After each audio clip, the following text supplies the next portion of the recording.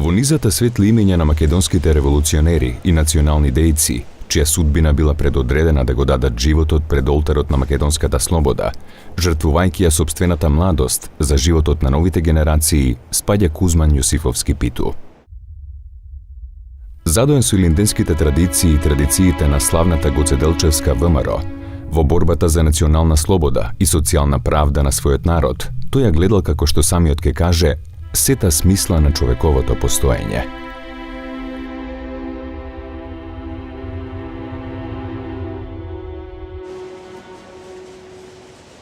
Кузман заедно со генерацијата на која припаѓа Страшо Пинџур, Мирче Ацев, Вера Ацева, Борка Талески, Стив Наумов, Петре Пируземајски, Благо Јанков Мучето, Методи Антонов Ченто, Венко Марковски, Кочо Рацин и редица други личности, беше сведок и креатор на историското време во кое напукнуваат зидовите на туѓите владења и однародување на македонскиот народ.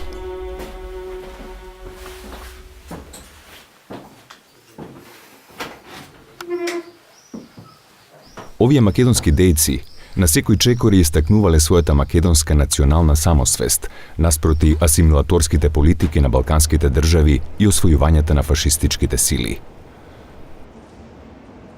Кузман Јосифовски и неговата генерација стана оној македонски пламен кој ќе ја разгори национално-ослободителната борба на сопствениот народ и во времето на Втората светска војна ќе ја доведе до победоносен крај, крунисан со првото заседание на АСНОМ и со триумфот на македонската војска, која со сопствени сили ќе го изгони последниот окупаторски војник од Македонија.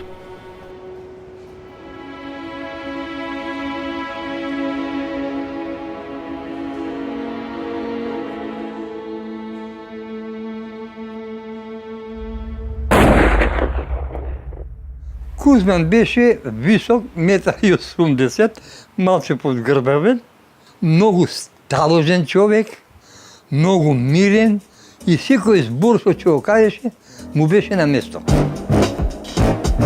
Мене многу ме сакаше, јас му бев личен курир. Многу мудар беше, многу мудар и паметен. Оружје никој пат не носеше со него. Никој пат пиштол тие работи не носеше. На Кузман му префрлија, оти он повише сакаше и Македонија да биде самостојна. Мене ако ме прашаш, зашто се борев за Македонија, а не за Југославија? А иначе, најзаслужен човек за Македонија е Кузман. Нема позаслужен од него.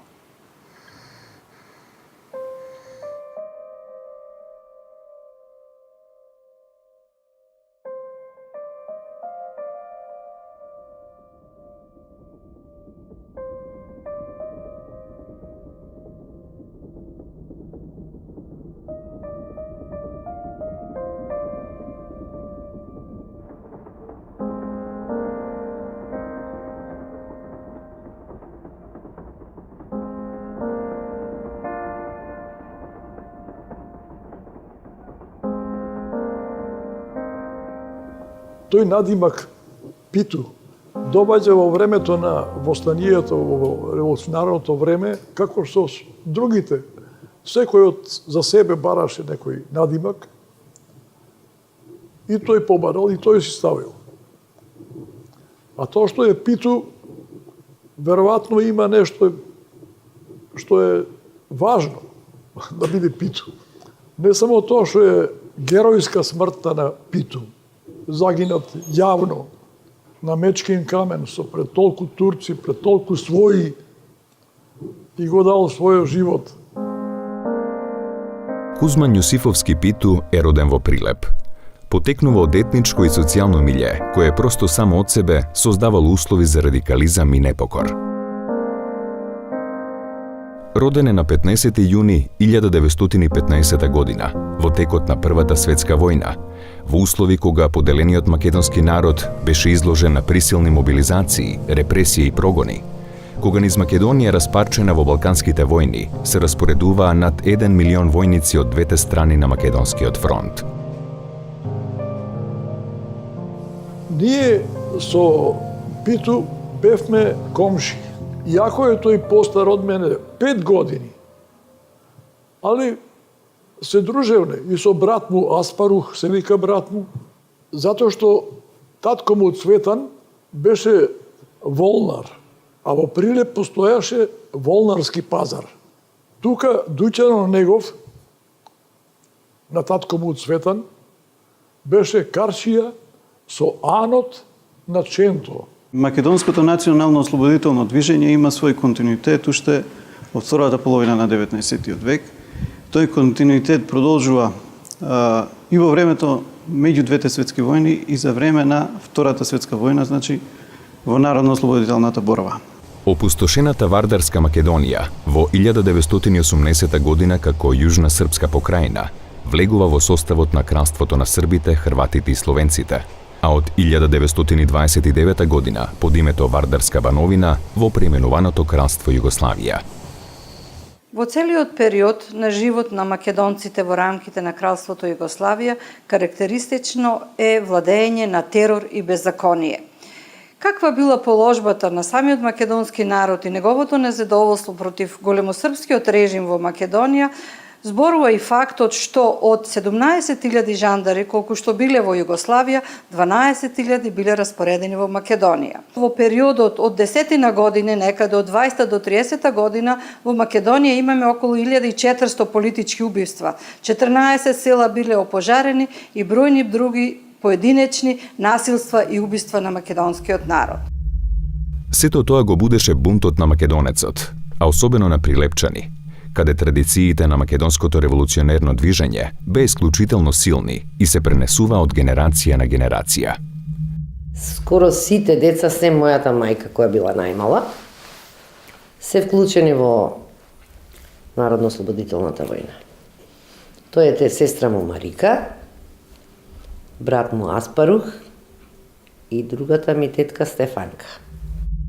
Таа искрена непокор во неговиот роден Прилеп кореспондираше со времето кога на европската политичка сцена се јавуваа нови генерации револуционери, задоени со идејата за социјална правда и национална слобода, но и цврсто определени за антифашистичка борба во моментот кога фашизмот и нацизмот ја загрозуваа слободата и демократијата во Европа.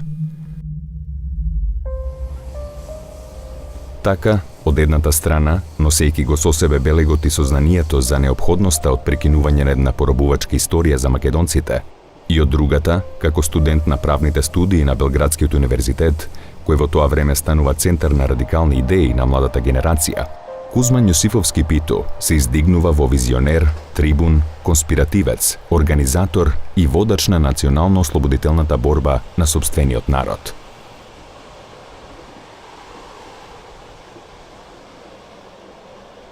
Кузман прво се разликуваше во покрети, се разликуваше во констелација своја. Тој беше исправно момче и право да ги кажам, може и неверојатно нешто, али меѓу тие дуќанџи што бевме ние околу, разни дуќанџи имаше тука. Имаше шепотење дека на Цветан детето, тој Кузман, беше симпатичен, така. Многу го почитуваја луѓето. Стапувајќи во редовите на демократското студентско движење на Белградскиот универзитет, соочено со опасноста од фашизација на државата, Кузман, како определен македонец, е еден од најактивните членови на студентското друштво Вардар во Белград. Покрај овие активности, од самото доаѓање во Белград се грижал за прифаќање на нови студенти од Македонија, нивно сместување по станови, по ефтино прехранување, за да ги заштити од туѓи влијанија. Кузман беше неверојатно дружелюбив, комуникативен и мирен при тоа. Кога појде во Белград, непрестано беше до затварањето заинтересиран во друштвото Вардар. Кога се затвори друштвото Вардар, тој како и други интелектуалци или ѓаци или студенти, свеедно, премина во така наречено МАНАПО.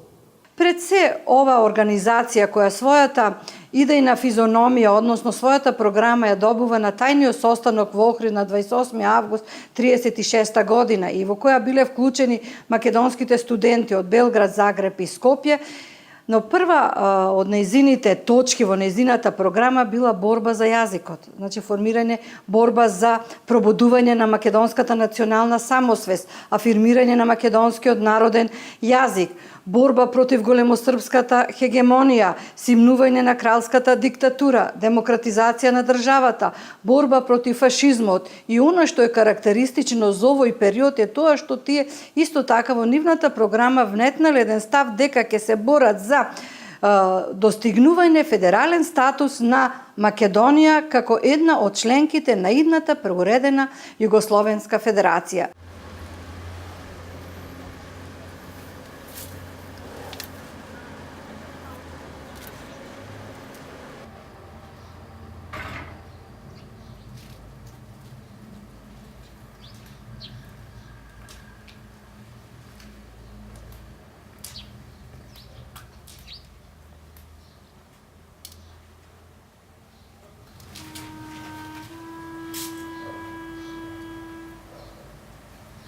Како припадник на Комунистичката партија, покрај илегалната дејност, меѓу другото тој се вклучува во политичкиот живот на тогашна Југославија, барајки начини да се афирмираат основните цели на македонското национално ослободително движење во тој период.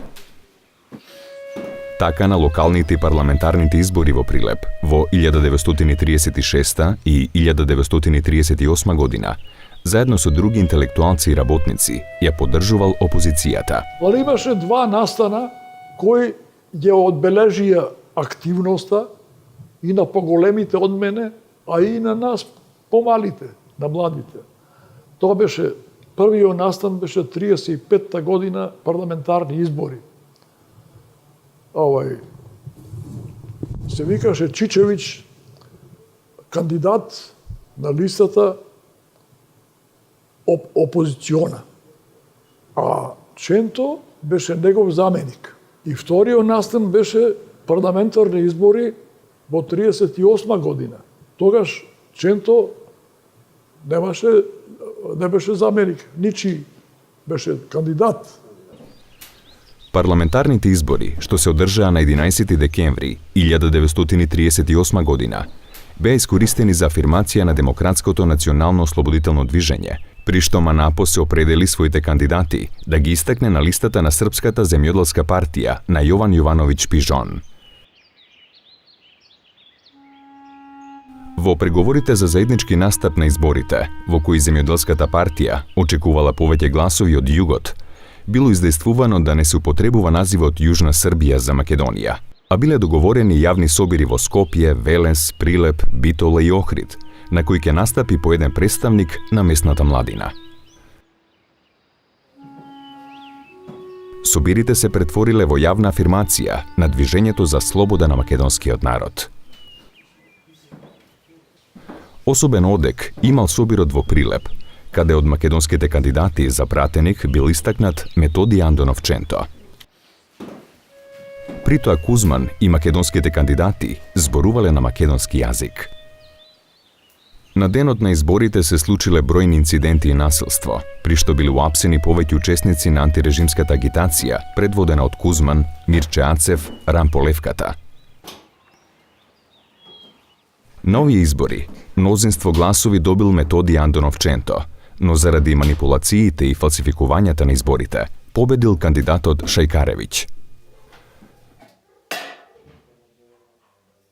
Во критичните 1939 и 1940 година, Кузман Јосифовски действува во родниот Прилеп, при што од септември 1939 година е избран за секретар на местниот комитет во Прилеп. Кузман, он беше член на покрајински комитет, а директивите ги добиваше од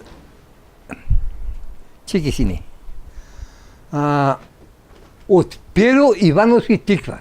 Во овие рамки тој е длабоко свесен за својата македонска национална припадност и за улогата на комунист кој немал задача да крева светска револуција, туку требало да ги внесе своите сили и пожртвуваност во национално-ослободителното движење на својот народ. Народно-ослободителната борба всушност представува борба за национално ослободување на македонскиот народ и создавање на своја македонска национална држава. Комунистичката партија била носител на таа борба, но сепак Комунистичката партија се уште е слабо организирана и е мала партија со мал број на членови. Така да мнозинството од македонскиот народ кој се вклучува во народно-ослободителната борба се вклучува за национално ослободување на македонскиот народ. Сега, оние партиски членови кои биле активни во Комунистичката партија биле пред се воодушевени од Октомвриската револуција, од пропагандата која доаѓала од Советскиот сојуз. Советскиот сојуз бил представуван како држава на рамноправните, каде што работниците биле на власт. Тие точно не знаеле комунистичката идеологија, туку пред се биле воодушевени од Октомвриската револуција, од Шпанската граѓанска војна и борбата на републиканците во Шпанската граѓанска војна и пред се бореле за социјална правда. Социјална правда, каде што ќе се создаде еден челичен сојуз меѓу работниците и селаните и тие ќе дојдат на власт и ќе ги остварат своите социјални права. Во рамките на консолидацијата на партијата, исто така, централните органи на КПУ од Белград испраќаат во Македонија бројни инструктори кои требало да помогнат во обновувањето на македонската организација, која 1940 година, според едни податоци, имала околу 300 членови, но бројката е можеби многу помала, некаде 170-180 членови. Значи, тоа била една малобројна партија на одбрани луѓе, одбрани интелектуалци, можеби поголемиот дел, кои представници на студентската младина, на која припаѓал и Кузман Јосифовски, и Мирче Ацев, и Борка Талески, така натамна генерација на македонски интелектуалци и национални борци, но карактеристично за овој период е пак сепак КПУ вложува напори да ја реорганизира и да зацврсне организацијата во Македонија. Особен печат и влијание врз настаните кои ќе се случуваат во Македонија одиграл Светозар Вукмановиќ Темпо, црногорски комунист, категоричен и непомирлив со било каква друга линија, освен онаа на КПЈ. Во есента 1939 и пролетта 1940 година, под раководството на Методије Шаторов Шарло, беа формирани Покрајински комитет на Комунистичката партија за Македонија и Покрајински комитет на Сојузот на Комунистичката младина на Југославија за Македонија, а во повеќе градови беа обновени партиските и скоевските организации. Сваќајќи го значењето на многобројната македонска емиграција во Бугарија, Кузман многу рано воспоставил контакт со представниците на македонското револуционерно движење, комунистички дејци, а особено со представниците на македонскиот литературен кружок во Софија. Михаил Сматракалев, Венко Марковски, Никола Јонков Вапцаров, Коле Неделковски, Крсте Гермов Шакер, Митко Зафировски и други. Сите овие македонци, можеби со различна идеолошка определба, имале единствена партија – Македонија и незината слобода. Тоа всушност била определбата на Кузман во неуморното градење на Македонскиот национален фронт. Он стварно беше талентован политичар, талентован револуционер. Он многу мало филозофираше за идеологија, не знам, марксизам, идеализам. Непосредната работа беше со едноставни зборови да ги претумачам, ако можам, да го фатиме последниот воз. Ова е шанса Македонија да се вклучи во народно-ослободителната борба против фашизмот. Македонија ја чека две работи, и борба против фашизмот и национално ослободување. Во селата особено се нагласуваше потребата од национално ослободување, од создавање македонска војска, македонска држава. Македонците равноправни со другите народи, со светот. Да излеземе јавно во светот, и тоа е последна шанса. Он не убеди сите дека е тоа последна шанса и дека треба да се направи све да се тоа постигне. И успеа, во голема мера успеа. Во рамките на градењето на стратегијата на идната македонска национална ослободителна борба, можеби еден од најважните моменти представува проширениот состанок на Покраинскиот комитет на Комунистичката партија за Македонија, одржан под раководството на Методије Шаторов Шарло на 21 јануари 1941 година.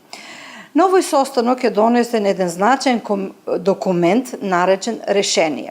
Во ова решение се потенцира крајната цел на борбата на македонскиот народ, значи борбата за самобитност на македонскиот народ, во кое таа борба треба да оди до победоносен крај, и при што се поставува дури и правото за отцепување на Македонија. И на крај во весникот Искра, партискиот весник Искра, се издигнува лозингот за слободна Македонска република.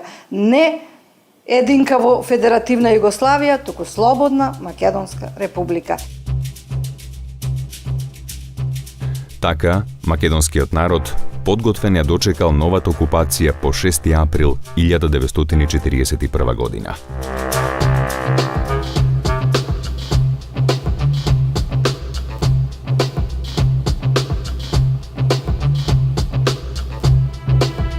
Во овие рамки, Кузман заедно со другите поиздигнати комунисти во Прилеп, на 9 април 1941 година, учествува во организирањето на партиското советување во врска со новонастанатата ситуација по фашистичката агресија и окупацијата на Југославија.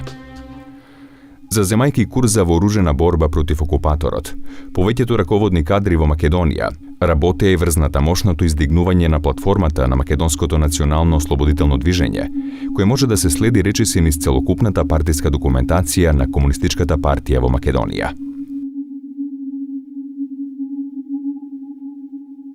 Неретко, иницијатор или автор на овие документи е Кузман Јосифовски Питу, како писмен интелектуалец и комунист, со јасна визија за собствените определби и за стремежите на собствениот народ. Фамилијата на Кузман, токму заради тоа што бил учесник во Народно-ослободителната војна и брат му и сестра му, многу трпеле од бугарскиот окупатор. Секојдневно се малтретирани, многу пати е баба ми носена во затвор, каде што е малтретирана, каде што е тепана. Претресите се веќе постојани од страна на бугарската жандармерија.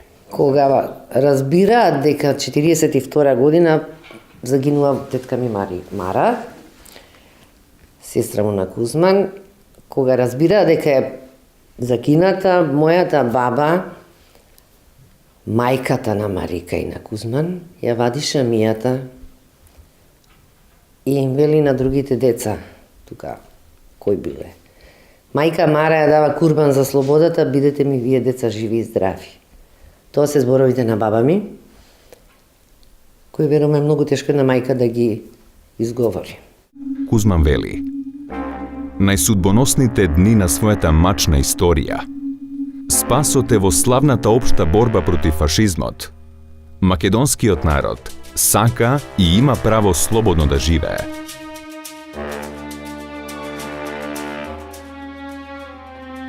Иако се поздравува борбата на сите народи од Југославија и на братскиот бугарски народ, акцентот се става на тоа дека македонскиот народ треба да се ослободи сам, со сопствени сили, и дека покрај сите сојузници, само така ќе го стекне правото на самоопределување. Македонското национално ослободително движење во Втората светска војна, во првите 2 години, значи 1941 и 1942 година, е целосно самостојно и автономно.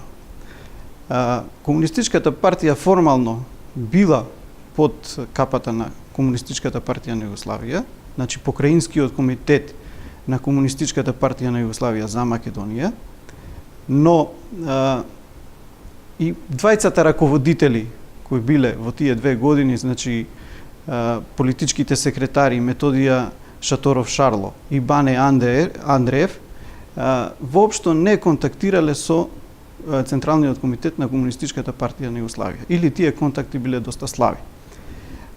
Комунистичката партија на Југославија, начело со Јосип Броз Тито, правеле се за овој покраински комитет да го стави под управа на Централниот комитет на Комунистичката партија на Југославија. Токму затоа вршеле разни притисоци, имало дури и кодошења до коминтерната за овој покраински комитет да биде во рамките на националното ослободително движење на југословенските народи. Еден ден, тоа беше 8 септември нашата партија имаше пленарни состанок, многу конструктивен. Од сите градови на Македонија собрани беа делегати. Говорот што го одржа тој Шаторов, тука беше нешто друго, него што ние дотогаш сме учеле, читале и разбирале. Тој се определи за историја. Историјата на Македонија.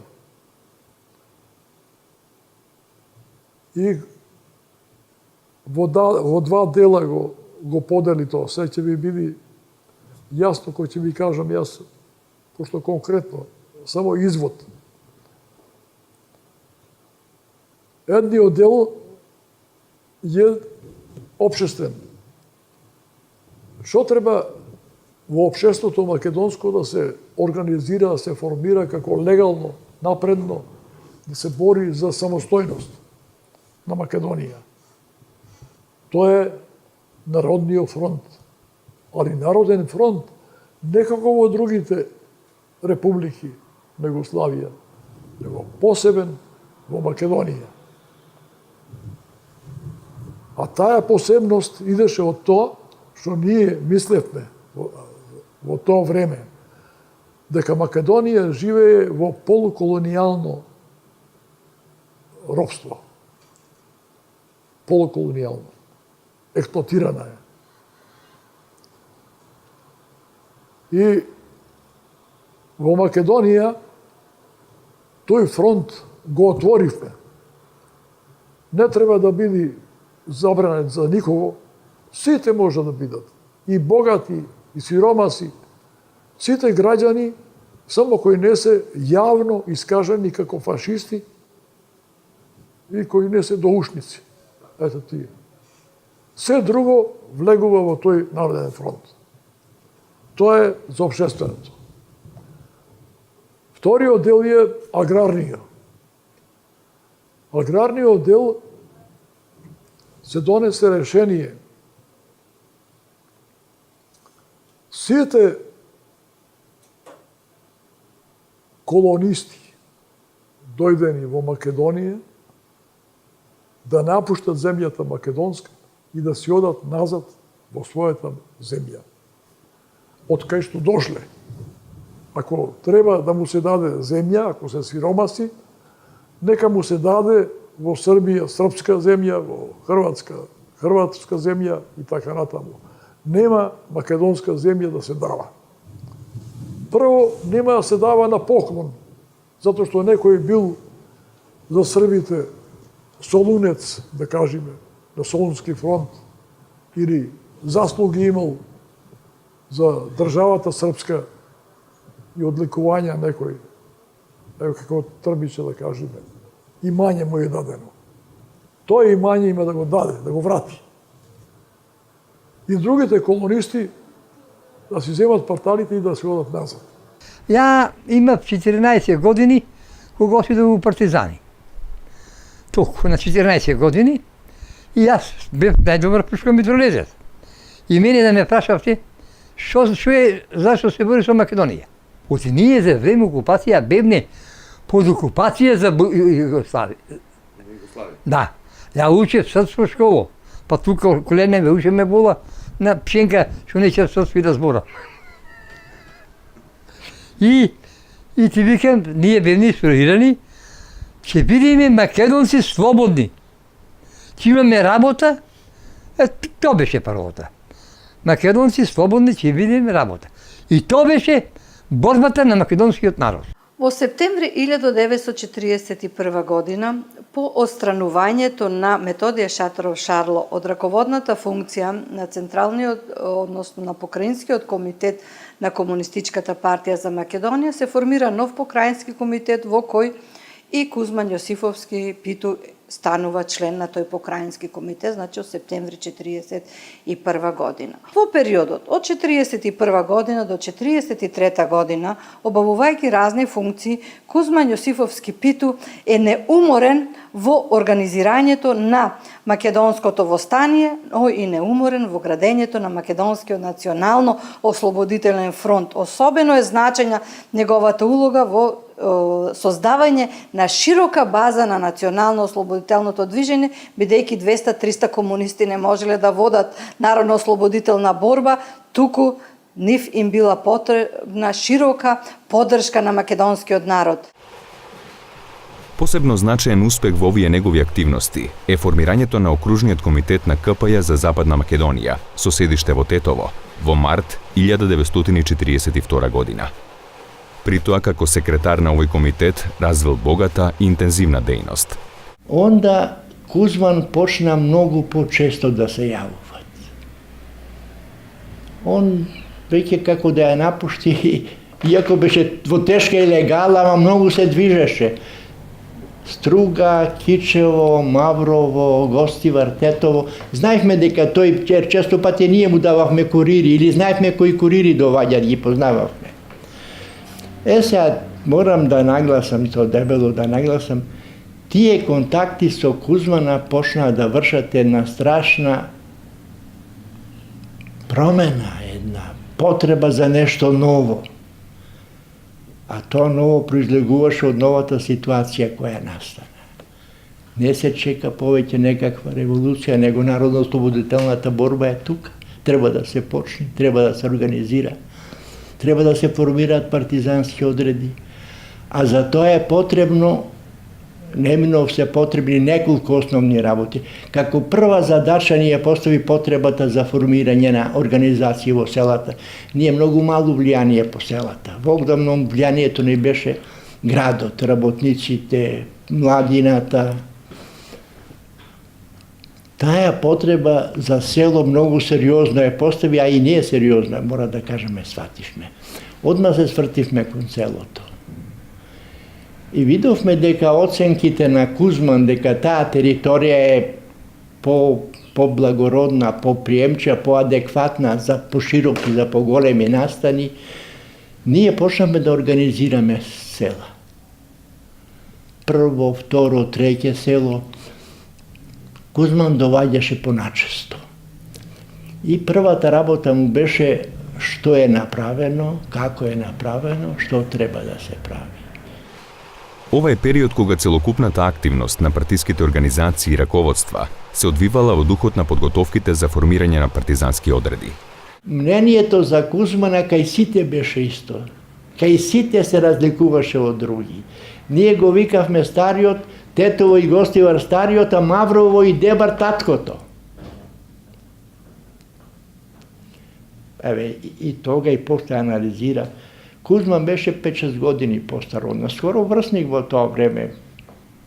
Меѓутоа неговиот однос, неговото знаење, неговиот начин на однесување, неговата неуморност, стварно неуморен беше. Имаше и други такви постари комунисти, али никој не се движеше како што се движеше Кузман. Го разгоре огнот до целиот тој дел на Западна Македонија кој беше под албанска, под италијанска окупација. Јас последен пат го видов Кузман 1942 година на 7 јануари. Кузман беше дојден од Западна Македонија. А од Битола тој отиде во Кичево сам и после во Кичево развиена делатност. Од Кичево во Маврово разви делатност. Една фантастична партиска организациона делатност. И во Тетово успеа да формира окружен комитет. Направи организација во Кичево, направи во Струга. И то луѓе, плејада, многу добри кадри, многу добри. Ако заедме да разговараме, јас и ти, ќе те подсетам од ти многу знаменити работи во текот на војната, дојде од таму баш, од кај што тој и постави. И негова заслуга е што осознаја овде главниот штаб на партизанските одреди, осозна дека подобро е главнината да ја определи во Западна Македонија. во Западна Македонија беа фашисти поробители италијаните. Италијаните после капитулира. Али и кога беа не капитулирани тие управители, тие потпуно другачи беа од бугари, да кажеме, германци. Немаше таа острина која имаја бугарите и германците овде. Тоа е Кузман заслужен. Кузман е главен за тоа. Најважна преориентација од овдека беше покој.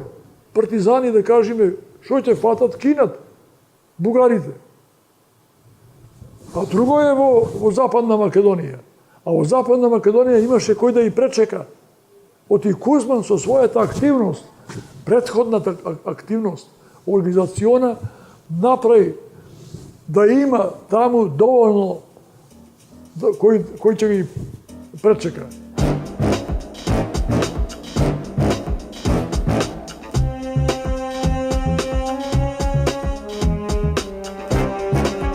Како резултат на преземените активности, посебно на Покраинскиот штаб во текот на пролетта и летото 1942 година, излегле јадрата на десетина партизански одреди во Битолско, Скопско, Велешко, Прилепско, Преспанско, Крушевско, кои ги носеле имињата на илинденските револуционери.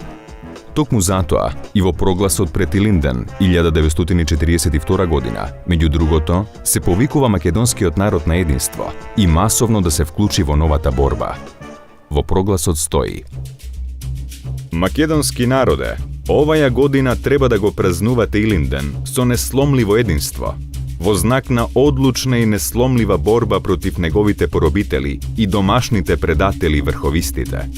Со своето масовно влегување во редоите на геројските македонски партизани, покажите дека ќе се борите до последна капка крв за изгонување на окупаторите, за нов и последен Илинден, кој ќе ги исполни идеалите на македонскиот народ, за кој се борел и давал скапи жртви. На Илинден излезете сите да ја демонстрирате вашата волја, вашето желание за слободата и победата. Сите заедно, рака за рака, како што зедоа заедно учество вашите татковци, мајки и постари браќи и сестри во Илинденското востание. Сите заедно во денешната борба за изгонување на окупаторите, за национална слобода, за самоопределување и равноправност на македонскиот народ, за подобар и сретен живот, за вистинска демократска народна власт. Да живее и слободна Македонија! Да живее нов и последен Илинден! Смрт на фашизмо, слобода на народо! Се до некаде февруари 43 година и некаде може би август 43 до писмата на Светозар Вукманови Темпо кога доаѓа во Македонија и кога ја критикува линијата на македонската партија на Кузман Јосифовски Питу, основна платформа која застапува Кузман Јосифовски Питу на македонското национално ослободително движење е Слободна Македонија во Слободен Балкан. Тоа значи обединување на Македонија, нејзино конституирање во независна држава, а потоа може таа да се сојузува во Балканска, Југословенска и били каква друга федерација. Ваквите ставови на Кузман и македонската партија отстапувале од југословенското решение на македонското прашање, кое требаше да се реши само со давање на Вардарска Македонија право да биде една од федералните единки во ново компонираната, односно во преуредената Југословенска федерација. Ваквите определби на македонските комунисти и револуционерни дејци произлегува од стремежите на народот за извојување на национална слобода и социјална правда, кој се бореше за формирање на своја македонска држава, надвор од големо српските и големо бугарските комбинации. Затоа, уште со самото доаѓање во Македонија, на 25 август 1942 година, инструкторот на Централниот комитет на КПЈ, Добривој Радосављевиќ, брзо осознава дека споменувањето на Југославија е многу непопуларно во народот, дека тоа асоцира на големо српското поробување на Македонија. Кузман Јосифовски Питу повторно праќа писмо до Централниот комитет и искрено им кажува дека тој се уште не се соживел со југословенската линија. Значи, се уште тој не е соживен со југословенската линија и нагласува дека не само што тој не се соживеал, туку и не можел сето тоа да им го објасни на другите партиски кадри, а камоли да им го објасни на останатите македонци. Значи, таа линија, Југославија, терминот Југославија, во народно-ослободителната борба се смета за најцрно робство, се смета за дел од претходната големо српска политика. Токму затоа, додека во Македонија полека но сигурно се разгоруваат жариштата на македонската борба, кон крајот на 1942 година, после походите во Босна, Светозар Вукмановиќ Темпо добива директиви од врховниот командант на НОФ ИПОИ, Јосип Броз Тито, да замине во Македонија како делегат со вонредни овластувања. На Кузман му префрлија дека повеќе повозен кон идеите на Ченто, него со Југославија. Он повеќе сакаше и Македонија да биде самостојна. Светозар Вукмановиќ Темпо е многу загрижен за ваквата посебна македонска платформа и со неговите писма од август 1943 година до ЦК на КПО ги информира дека моја основна задача е оваа македонска платформа јас да ја преориентирам кон југословенската платформа. Додека југословенската платформа е за обединување на Македонија и обединување на борбата на македонскиот народ со другите југословенски народи, дотогаш македонската платформа се залага за обединување на поделена етногеографска Македонија. Ги случува со дешето Шарло од партија, Перо Тиквер го сменува од секретар по крајински комитет и назначува ново тело. На чело Лазар Кулишевски. Со доаѓањето на Светозар Вукмановиќ Темпо, кој успева во своји раце да ги превземе раководните конци во македонското движење, особено по формирањето на Централниот комитет на Комунистичката партија на Македонија на 19 март 1943 година, кога го поставува Лазар Колишевски, кој е во затвор за секретар на ова Комунистичката партија на ЦК на КП, што значи дека наместо Колишевски Светозар Вукмановиќ Темпо ги превзема функциите на раководител на движењето во Македонија, ги елиминира и ги критикува македонските дејци, меѓу кои еден од најкритикуваните е токму Кузман Јосифовски Питу, така што тој постепено ова македонска платформа ја преориентира кон пројугословенската платформа. Во овој дух се речиси сите акции и програмски пароли што Светозар Вукмановиќ Темпо ги спроведувал и иницирал во Македонија. Се припремала Македонија за едно југословенско решение, значи за југословенско решение на македонското национално прашање, односно Македонија да добие национална држава во рамките на Версајска Југославија. Ова се форсира од самиот почеток на народно-ослободителната борба. Значи, Централниот комитет на Комунистичката партија на Југославија, на чело со Јосип Броз Тито, единствено меѓународно признавање може да добие на поранешната територија на Југославија. И токму затоа не сака македонското национално прашање да се прошири и на другите делови на Македонија, значи и во Егејскиот и во Пиринскиот дел на Македонија. Токму се затоа тие притисоци, токму се затоа тие инструктори кои доаѓаат од праќани од Централниот комитет на Комунистичката партија на Југославија.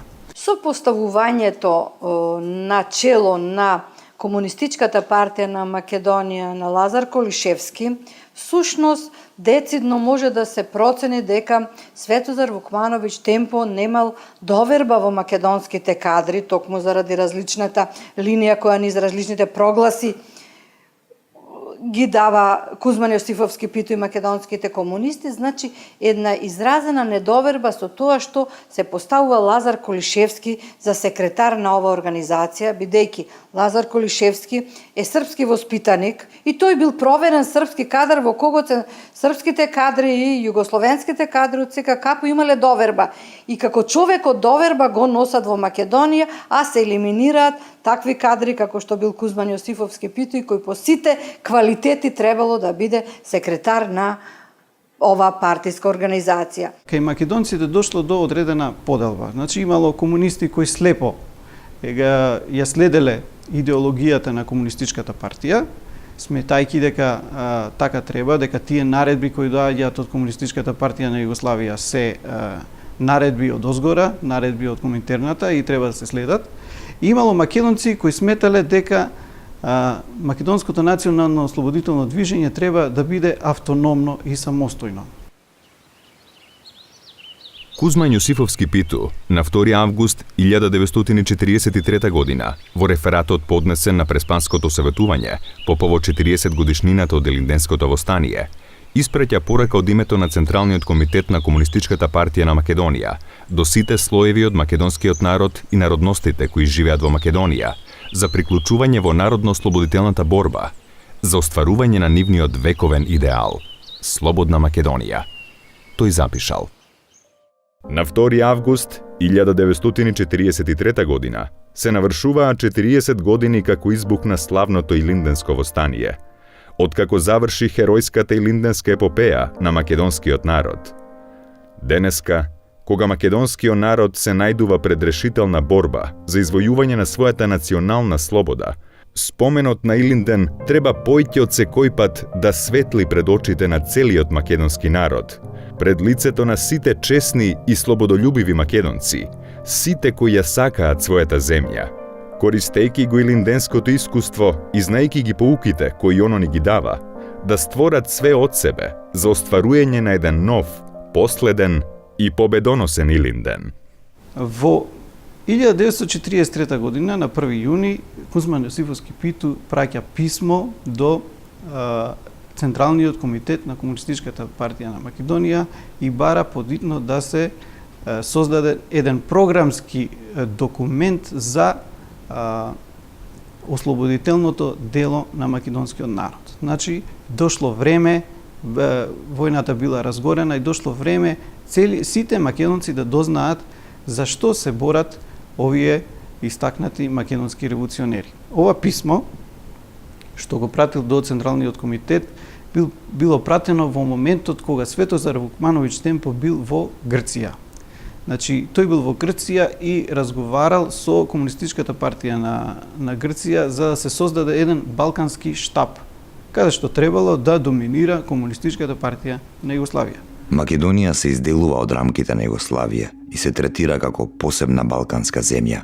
Кога го добив нивниот проглас, веднаш отпатував од Грција за Македонија, за да ја исправам линијата. Барам безпоштедна борба против сите автономистички тенденции и против секој обид КПМ да се издели од составот на КПЈ. Ова исправување сушност се случило на Преспанскиот состанок кој се одржал од 2 до 4 август. Тој е состанок на Централниот комитет на Комунистичката партија на Македонија, каде што токму таму Кузман е критикуван за своите ставови кои се надвор од така наречената југословенска линија. Барањето на Кузман Јосифовски Питу да се создаде програмски документ, каде што отворено ќе се кажат целите на македонската борба. Тој програмски документ требало да се растури во сите делови на Македонија кај сите македонци за да дознаат за целите на македонската борба, дека таа е борба за создавање на македонска национална држава. Тој програмски документ по предупредувањата на Кузман Јосифовски Питу, Централниот комитет со помош на главниот штаб на Народно-ослободителната војска го издава во октомври 1943 година. Тој програмски документ се нарекува Манифест на главниот штаб на Народно-ослободителната војска и партизанските одреди на Македонија. Манифестот е донесен во мал круг на луѓе, значи во сигурно учествувале Темпо, Страхил Гигов и Апостолски, значи кој е командант на главниот штаб. Програмскиот документ е издаден без датум и место и на него се напишани имињата, сите имиња на главниот штаб, но истите не се подпишани, што значи дел од нив и не го одобрувале манифестот на главниот штаб.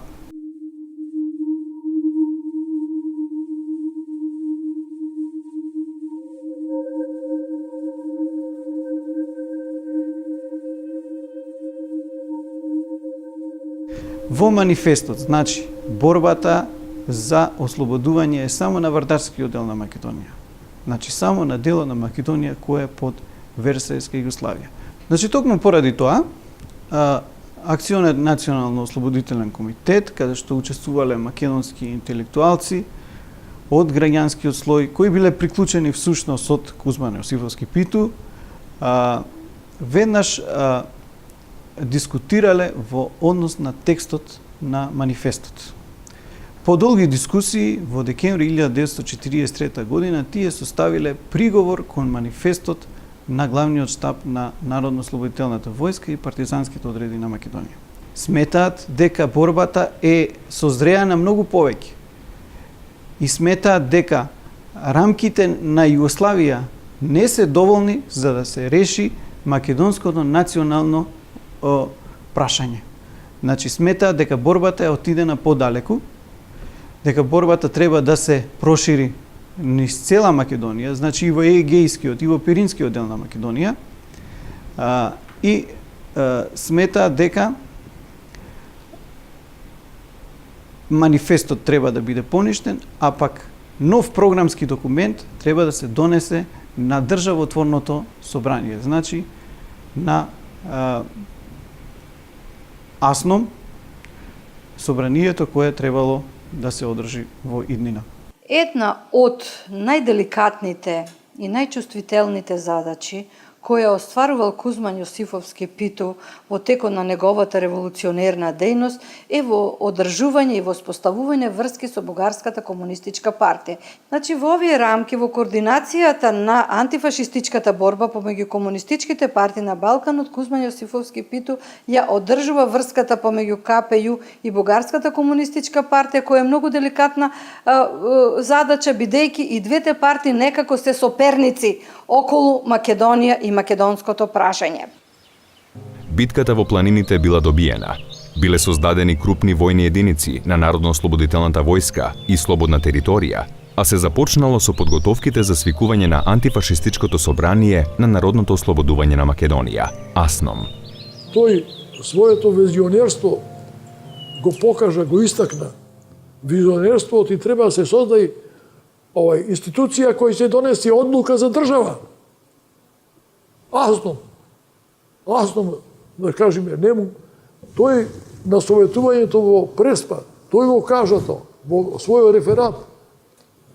И тој го наместија после да дојде во Скопје, да прибери интелигенција од Скопје, која би била испратена во партизаните, за да може да се формира таков комитет. Оти не можеше АСНОМ, например, да биде формиран од било кого. Требаше да биде интелигенција, требаше да биде граѓани, требаше да биде домаќини, а интелигенција која ќе може да напиши закон, да кажеме, или резолуција, да напиши по ова или по она прашање.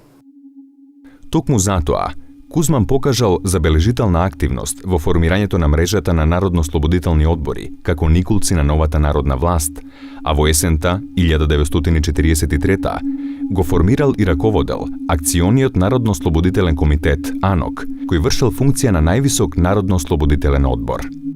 Ставајќи ги под постојана критика македонските комунисти за најразлични грешки во однос на линијата на КПЈ, особено за автономистички тенденции, многу индикативна е и оценката за интелектуалците во дискусијата на Темпо на советувањето на војните единици.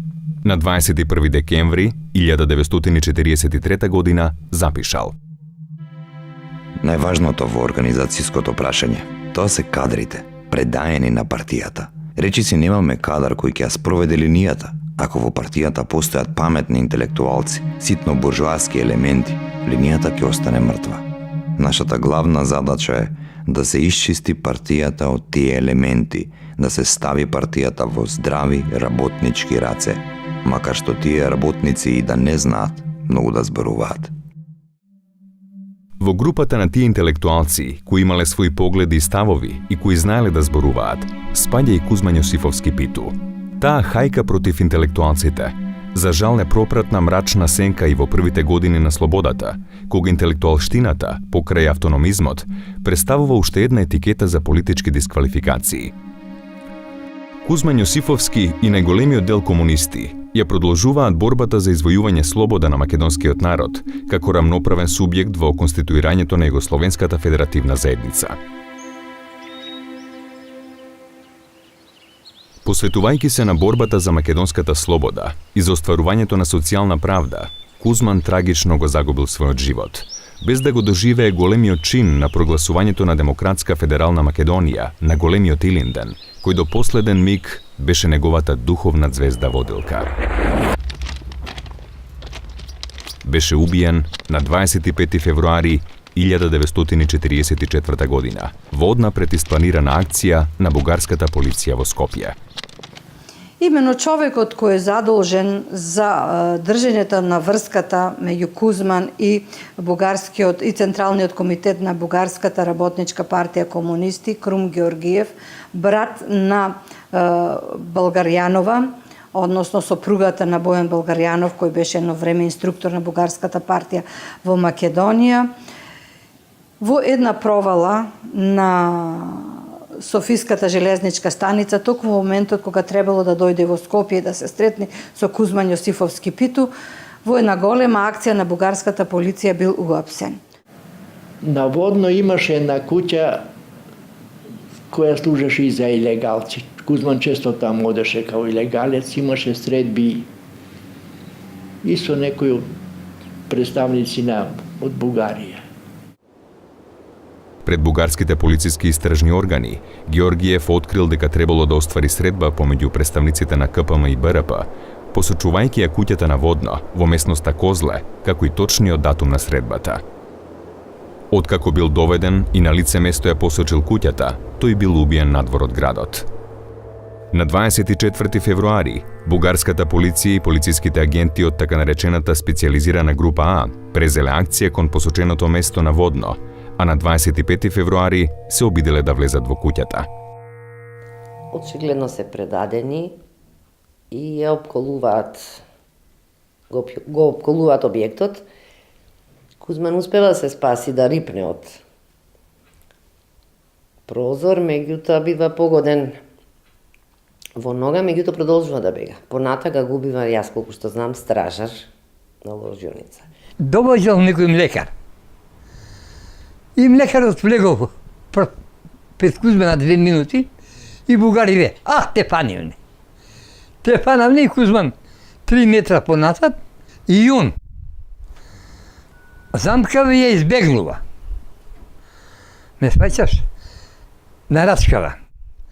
Ама кај желозоница некој воз воен паркира.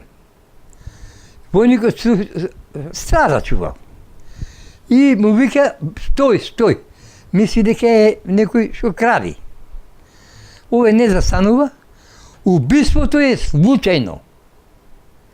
Пука го тепува. Ја лично со војникот зборува. Отидуваш работа Будва. Има некој контакт има. Плачеше човекот. Кај да знам дека. Стража чувал. Значи, убиството е случајно. А иначе наместатката е таја. Така заврши еден од умот, мускулите, снагата, битот на нашата револуција. Така завршил животот, можне трагично, на еден од најсветлите синови во македонската историја, визионер, трибун, предводник и организатор на македонското национално ослободително движење, човек кој со својата честност, доследност, искреност, пламеност и љубов кон Македонија остана запишан во светлите страници на македонската историја.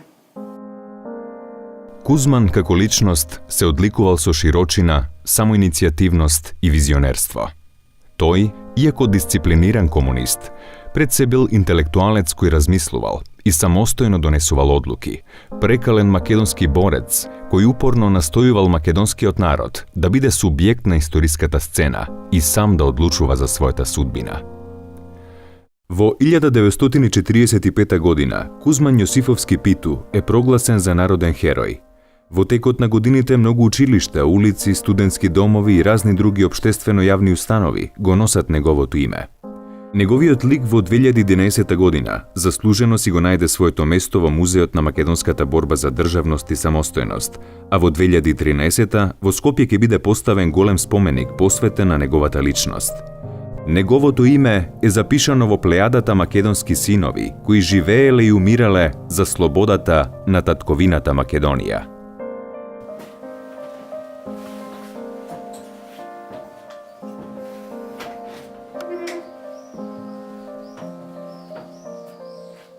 А има уште многу за се зборува. Многу има да се зборува уште. Тоа беше племенит човек. Висок, вака, педантен, убав. Многу убав беше. Долгоманест. Како сега да го гледам? Како сега да го гледам? Тоа ти е.